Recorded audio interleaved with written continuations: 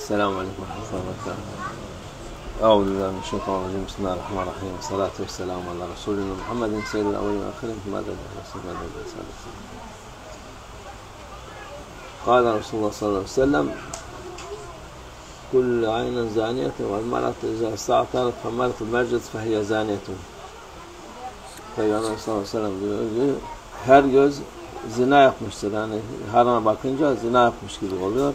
Our beloved Prophet, peace and blessings be upon him, said that the moment you look at haram, you commit adultery with your eye, and thus every eye may have committed adultery. Eğer kadın güzel kokular sürür ve erkekler birisinin önünden geçer, zina etmiş olur. O da yani bir nevi şey olur, günah.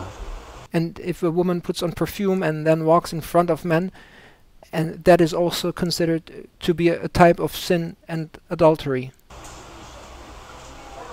قال Resulullah sallallahu aleyhi ve sellem إذا شهدت إحداكن العشاء فلا تمس طيبا.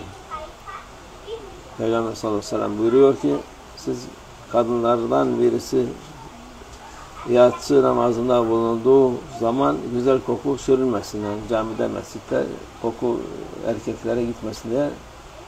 Evde bir şey değildi ama dışarıda olmaz. When attending prayer at the masjid, for example for Isha, our beloved Prophet, peace and blessings be upon him, said that women should not put on perfumes, so that that perfume or nice scent does not extend to men in the masjid. قال Resulullah sallallahu aleyhi ve sellem أي امرأة أصابت بخورا فلا تشرب عن العشاء الآخرة. Peygamber sallallahu aleyhi ve sellem buyuruyor ki üzerinde tütsü kokusu olan kadın bizimle birlikte yatsı namazında bulunmasın diyor. Our beloved Prophet, peace and blessings be upon him, said that if a woman has put on perfume, she should not attend Isha at the masjid with us. Our beloved Prophet, peace be upon him, said. Yani namaz camide olur ama öyle koku sürüp de camiye gitmek hanımlar için olmaz. Women may attend prayer at the masjid. However, when they go to the masjid, they should not put on perfumes. Koku sürmeden olur. They may attend the prayer congregation at the masjid without putting on perfumes. قال Resulullah sallallahu aleyhi ve sellem خير صلاة النساء في قعر بيوتهن. Peygamber sallallahu aleyhi ve sellem buyuruyor ki kadınların en hayırlı namazları evlerinde en dip köşelerinde kıldıkları namazdır. Our beloved Prophet, peace and blessings be upon him, said that the most blessed and most beneficial prayer of women is the prayer performed in their most remote and private places inside their homes. Yani camiye gitmelerine ihtiyaç yok. There is no necessity or requirement for women to attend prayer in the masjid. Hanımlar evlerinden kutiyette kılan namaz camiden kılınan namazdan daha hayırlıdır diyor Peygamber sallallahu aleyhi ve sellem. The prayer of women performed at home in private is more valuable than having performed that prayer in the masjid outside. قال Resulullah sallallahu aleyhi ve sellem خير مساجد النساء قعر بيوتهن. Yani Peygamber sallallahu aleyhi ve sellem buyuruyor ki kadının en hayırlı mescitleri evlerinin en dip köşesidir. Our beloved Prophet, peace and blessings be upon him, says that the most blessed masjid of women is their most remote and private places inside their homes. Yani onların evleri, mescitleri evlerindedir. The masjids of women is their homes. Yani gidip de camide fazla sevap kazanacağım diye bir şey yok. So it does not hold true for women that they will be gaining more rewards if they attend prayer at the masjid. Evlerinde daha hayırlı olur onlar için. It is more blessed and more beneficial for them to perform their prayers at home. Ama tabii bir dışarıda olursa cami başka yer olmasa vakit olunca kılabilir namaz camide de kılanır. Of course, it is permissible for women to perform their prayer at the masjid. They may be outside and it is prayer time, so in order to perform their prayer, they may go to the masjid and perform it there. قال Resulullah sallallahu aleyhi ve sellem salatul mer'ati faydaha afdal min salatiha fi hicriha ve salat fi mekteha afdal min salatiha fi beytiha. Peygamber sallallahu aleyhi ve sellem buyuruyor ki kadınların yatak odasında namaz kılması salonda kılmasından daha ve özel eşyalarının sakladığı oda daha da kılması daha hayırlıdır. Yani ne kadar içeride olursa o kadar hayırlıdır. Namazları daha faziletlidir. Our beloved Prophet, peace and blessings be upon him, says that for a woman to perform her prayer at home inside her bedroom where the private belongings are is more valuable than the prayer still performed at home but performed in the living room. So the more remote, the more private the place where the prayer is performed at home, the more valuable the prayer for a woman. قال رسول الله صلى الله عليه وسلم صلاة المرأة وحدها أفضل صلاة على صلاته في الجمع ب25 derece. Peygamber sallallahu aleyhi ve sellem buyuruyor ki kadının tek başına kıldığı namaz cemaatle kıldığı namazdan 25 derece daha üstündür. Our beloved Prophet, peace and blessings be upon him, says that a prayer that is performed by women in private alone is more valuable than a prayer performed by a woman in congregation, and it is 25 times more valuable for a woman to pray in private alone than in performing prayer in congregation. Yani bu erkeklerin namazlarına tersidir. Erkekler başına kılarsa bir fazilet, cemaatle kılarsa 27 fazilet daha fazla. For men it's the contrary. If they perform their prayer alone, they only get one blessing for it, one reward, but if they perform in congregation they get 27 times or more rewards when they perform their prayer in congregation compared to performing alone. Hanımlar öyle değil. Onlar tek başına kıldıkları vakit hocam cemaatin 25 daha fazla derecesi hasıl olur onlara. For women, however, when they pray alone, they get 25 times more rewards than having prayed in congregation. قال رسول الله صلى الله عليه وسلم صلاتكن في بيتكن أفضل من صلاتكن في حجركن وصلاتكن في حجركن أفضل من صلاتكن في دوركن وصلاتكن في دوركن أفضل من صلاتكن في مسجد الجماعة.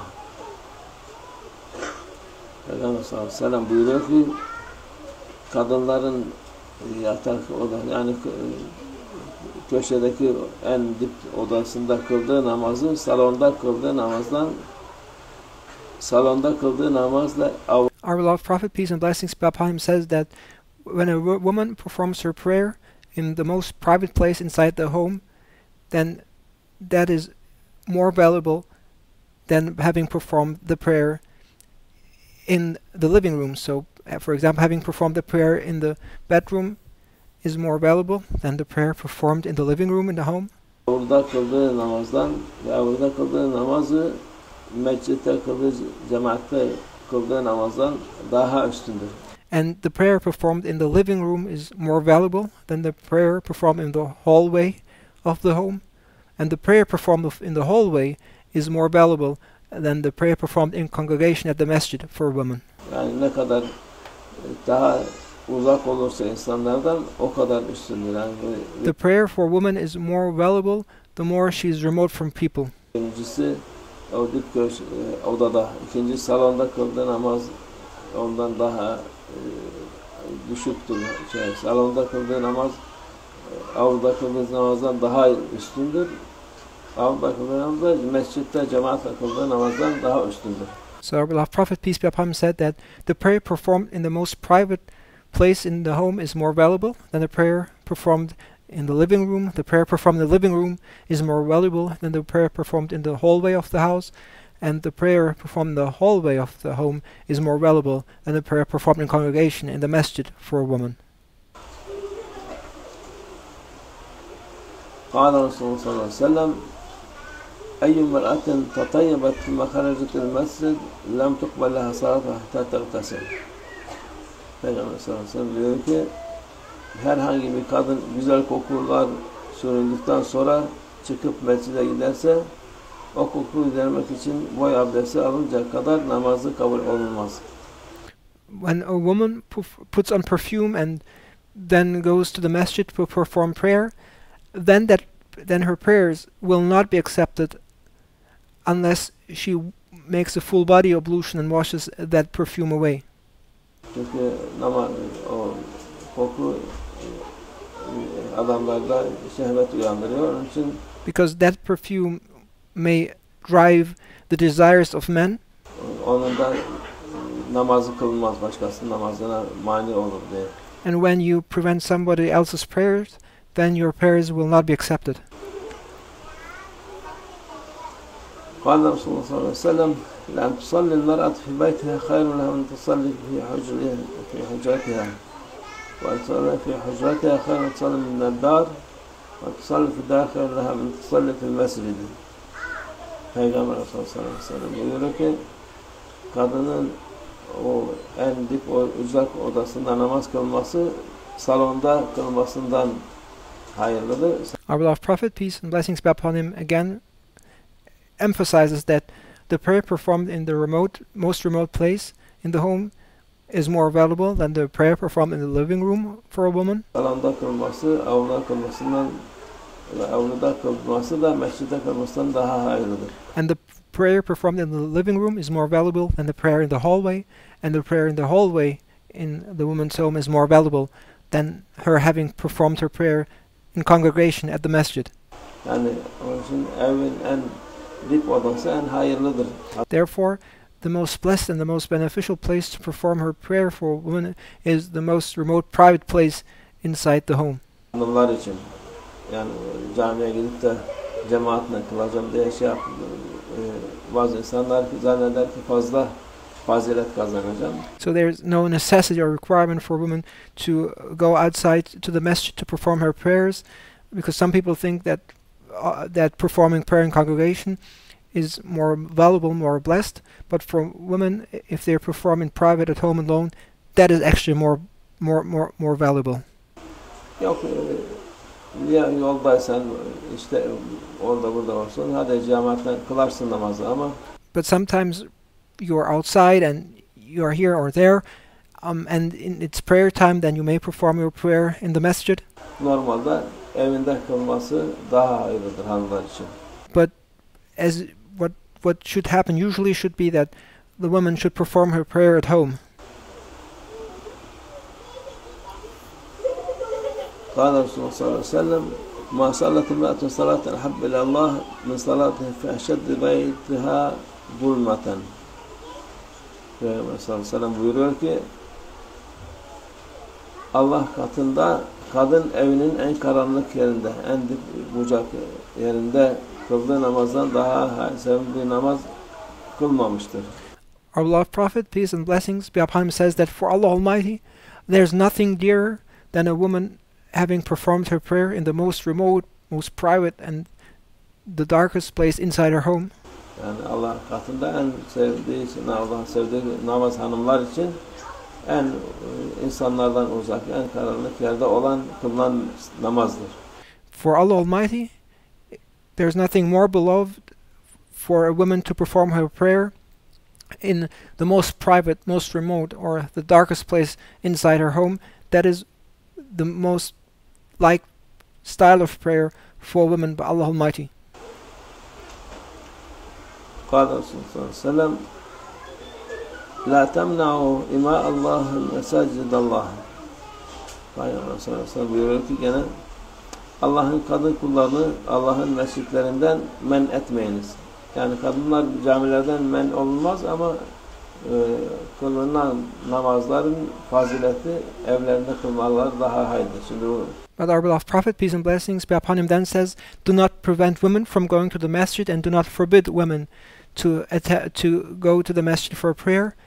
Our beloved Prophet, peace and blessings be upon him, states that it is more valuable for a woman to perform her prayers at home compared to the masjid. However, our beloved Prophet, peace be upon him, says that women should not be prevented from going to the masjid. Duyup da sahabeler hanımları mescitlerden men etmesin diye Peygamber bunu da buyurdu. And our beloved Prophet, peace and blessings be upon him, said this explicitly so that his companions would not forbid their wives to go to the masjid.